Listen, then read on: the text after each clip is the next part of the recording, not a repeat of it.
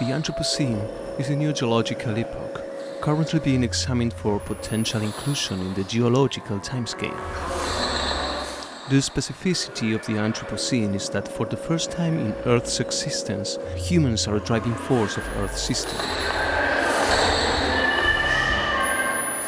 The idea underlying this project is to turn the Earth into a sound core and have sunlight be the main compass playing it as Earth rotates in real time.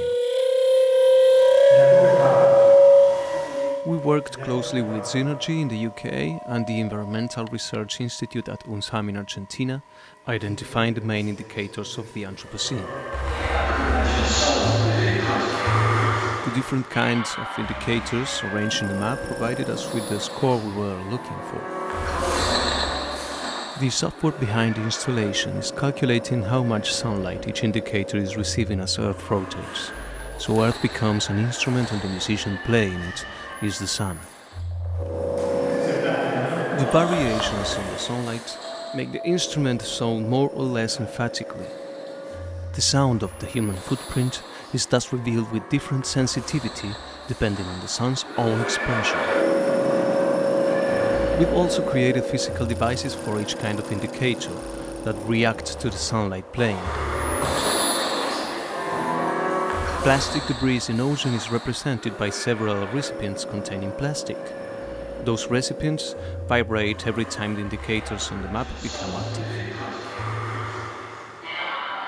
We wanted to reverse the nature-culture relationship.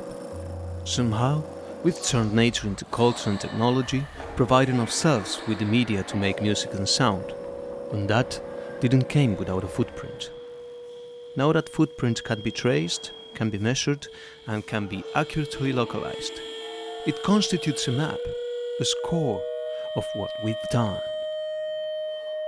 So we want to give back nature the power to play it back, with a compass that still remains unchanged by mankind actions.